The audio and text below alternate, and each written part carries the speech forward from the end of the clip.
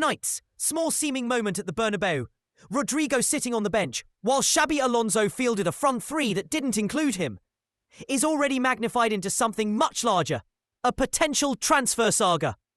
Real Madrid beat Osasuna 1-0, and Alonso later described the decision as a match-by-match tactical call, stressing that these are match decisions, and insisting he still counts on the Brazilian.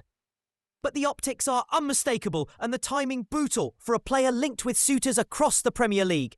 Managerial reassurances and tactical explanations have done little to dampen speculation.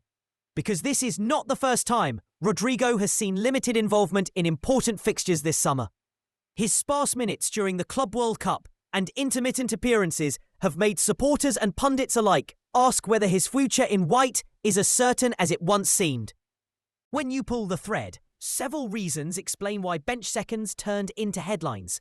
First, Alonso's choice in mat opener reflected how the coach wanted a particular profile on the pitch against Osasuna, and he stressed that it was a single game decision rather than a vote on Rodrygo's future, a defence repeated in several post-match comments.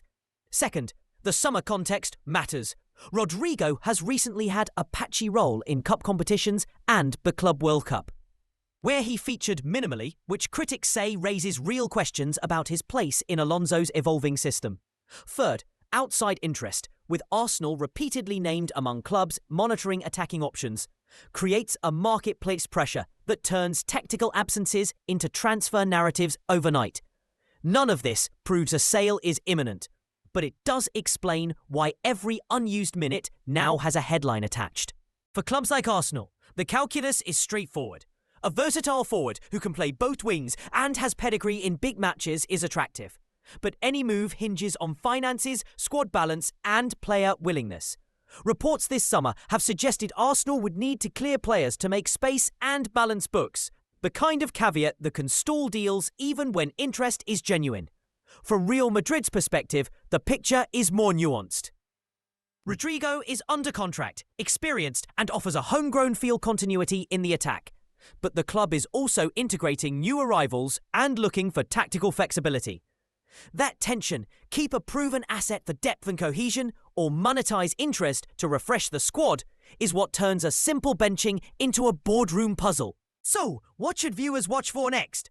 First, playing time. Does Rodrygo return to the starting 11 in the next La Liga match? Or do the minutes remain scarce? Second, the language in Alonso's interviews. A subtle shift from counting on him to talk of offers or squad rebalancing would be revealing. Third, market movement. If Arsenal or any other club opens formal talks and Real Madrid names a price, the narrative accelerates from rumour to reality. Until then, this is a pressure point of narrative and optics. A talented attacker, a coach making tactical calls, and the market circling.